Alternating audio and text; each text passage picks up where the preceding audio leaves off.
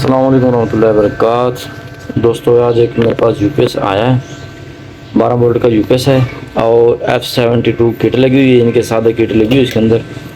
इसके अंदर जो एक्चुअल फॉल्ट आ रहा है वो ये फॉल्ट है, जब हम इसको ऑन करते हैं तो बज़र कंटिन्यूसली देता है। ये देखना आप,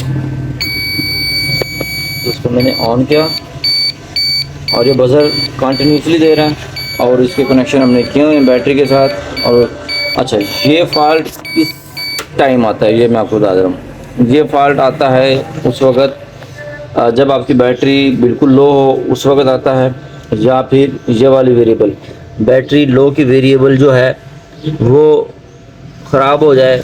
ये वाली बैटरी लो की वेरिएबल है, ये ख़राब हो जाए, उस वक़्त ये बज़र आती है। या फिर इस बड़े आईसी के साथ ये क्रिस्टल लगा हुआ है 4 मैग का, ये वाला, ये बज़र उस वक्त आती है जब ये क्रिस्टल ख़राब हो जाता है। ठीक है ना, ये इसके 3 फॉल्ट हैं। इन तीनों फॉल्टों में से एक फॉल्ट होगा तो ये इसकी बज़र चलेगी। चलो चलते हैं, हम इसको रिपेयर करते हैं। रिपेयर करने के बाद आपको बताते हैं कि ये फॉल्ट किस चीज़ का था। जी फ्रेंड्स, ये इसको मैंने ठीक कर दिया है अल्हम्दुलिल्लाह।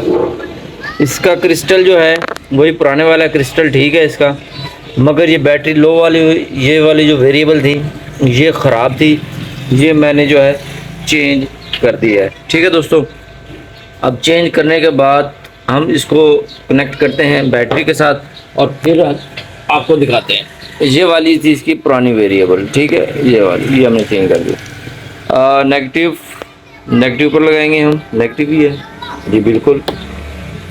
अच्छा जी, और फिर पॉजिटिव, बैटरी के पॉजिटिव टर्मिनल पर लगाएंगे, लग गया। और ये यूपीएस इस वक्त आपका ऑन हो गया, ये देख सकते हैं आप। ठीक है, ये बंद किया मैंने और ये ऑन किया, ठीक है।